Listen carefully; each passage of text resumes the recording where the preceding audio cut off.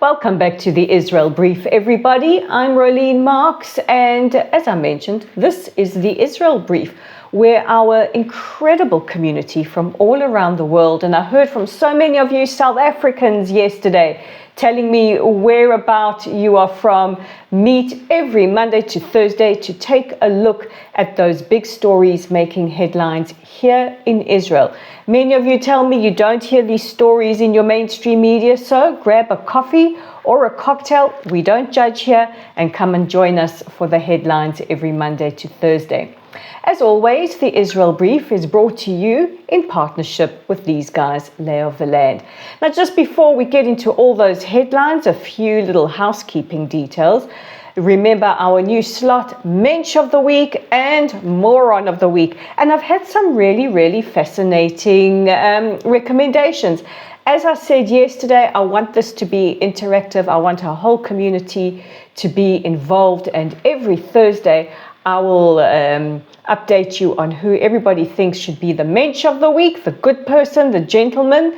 It could be a person, it could be a country, it could be an organization, or the Moron of the Week, and likewise over there.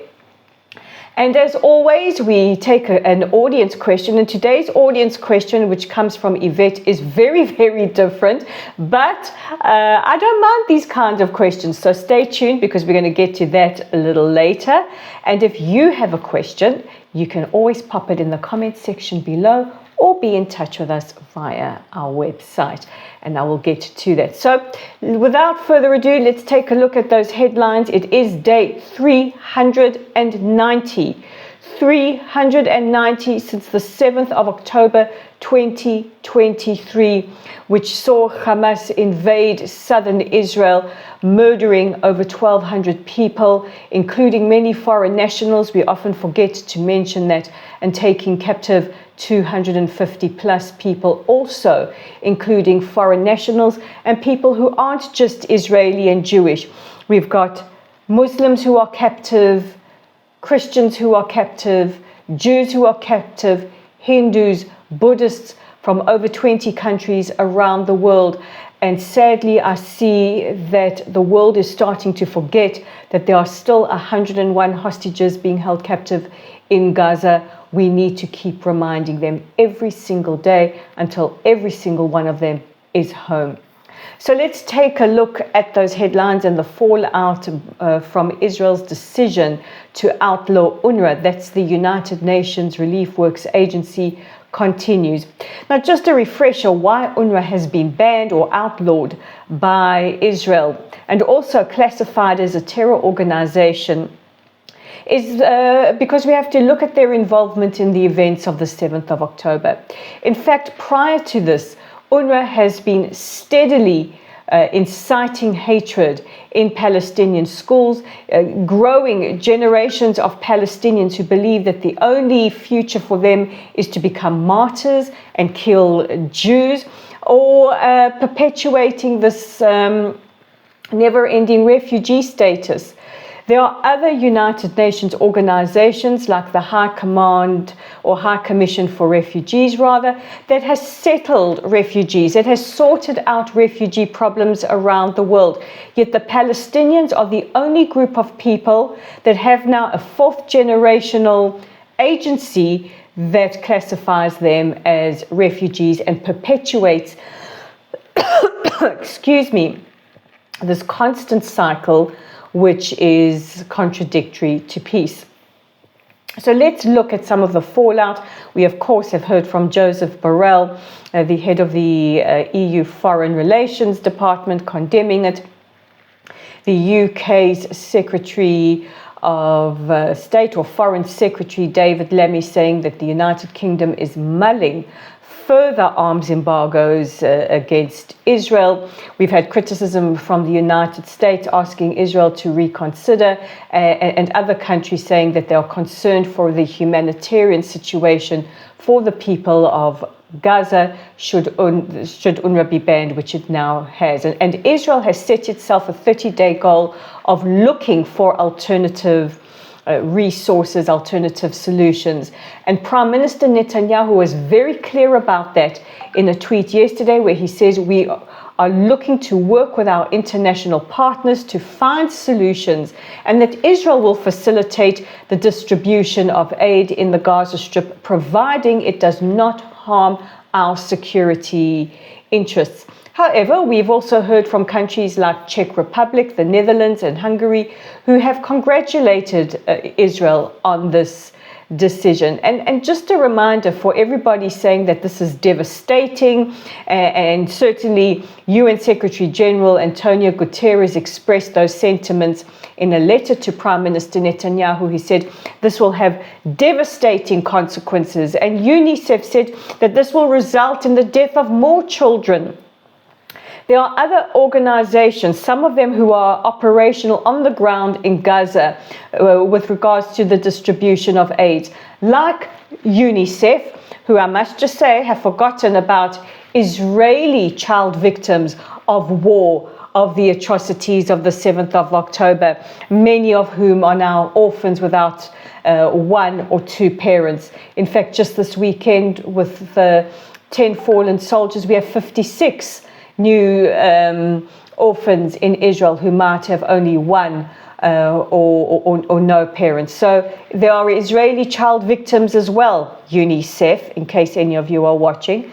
But going back to the humanitarian crisis, the World Health Organization, the Red Cross, the Organization of Non-Governmental Organizations, many of them are active on the ground already. There are many, many organizations that can also help in the distribution of aid. And just a reminder that UNRWA was complicit in those atrocities of the 7th of October. We remember the UNRWA teacher who took the body of Jonathan Samarano into Gaza, where it is still held captive. We remember the Hamas leader in Lebanon that was eliminated, who was also the head of the UNRWA Teachers Association. As I mentioned a couple of months ago, as a journalist, I went to review the evidence that the IDF had gathered from the bodies of terrorists in the south and from homes in Gaza, and I held with my own hands the pay slips, the ID cards, the certificates of Hamas members who were also members of UNRWA. And when Yahya Sinwar was eliminated just 2 weeks ago, found very close to him, believed to be belonging to one of his bodyguards, was an UNRWA ID card. So they are complicit, and I don't think any country in the world would react differently to the way Israel has reacted as a result of UNRWA's participation. Let's take a look now at another United Nations agency, and this time UNIFIL, the United Nations Interim Forces in Lebanon, stationed along the border with Israel with the aim or the mandate of enforcing UN Resolution 1701, which they have failed to do for not just the last over a year, but also for the last 18 years. Well, yesterday, a rocket fired by Hezbollah hit a UNIFIL position, injuring 12 UNIFIL soldiers who originally came from Austria. Initially, UNIFIL put out a statement calling on both sides to fulfill its obligations under UN Resolution 1701. However, in a further investigation, it was found that that rocket that was fired came from Hezbollah and caused damage to the structure. Now, earlier today, Hezbollah demanded that German troops who are part of UNIFIL be kicked out as a result of Germany being complicit with Israel. I mean, here we have an internationally recognized terrorist organization making these kinds of demands. Let's take a look at the latest developments around hostage negotiations, and it does look like there is some movement. Now, I hear from many people who don't like some of the proposals put forward, but I want to make something clear. These hostages have been held captive for now 390 days, and the IDF has basically decimated Hamas in the Gaza Strip. Yes, we are still engaged in counterinsurgency, but our generals, our security experts believe we have done enough damage to Hamas to warrant the ability to have ceasefires. So according to the Egyptian media, the Egyptian officials are meeting with Hamas officials to try and look at reaching agreements before all the convening parties reconvene in the coming days and weeks for a summit on how to reach a ceasefire and the release of hostages.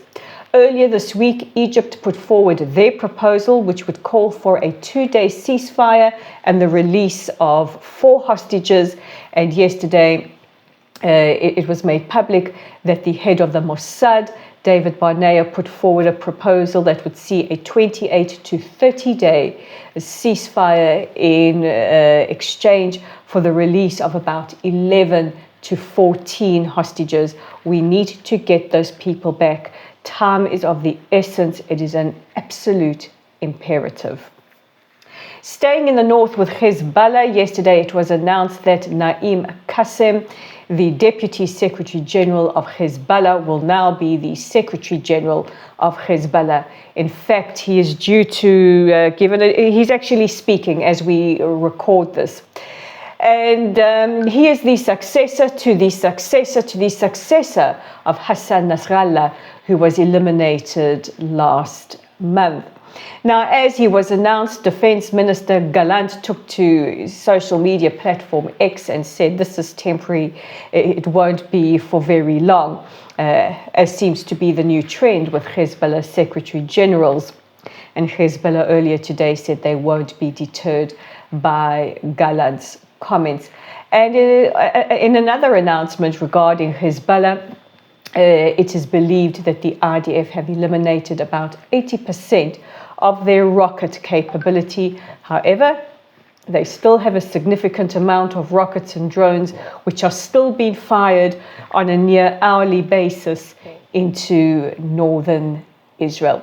So those are our headlines for today. Now let's get to Yvette's question, and it's a cute question, and I don't mind these kinds of questions.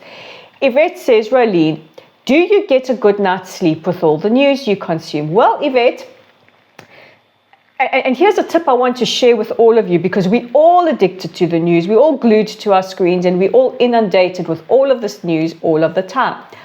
I do get a good night's sleep. In fact, I have a very, very strict sleep hygiene regimen, which I will share with you. So, and I hope it helps some of you guys. I highly recommend it.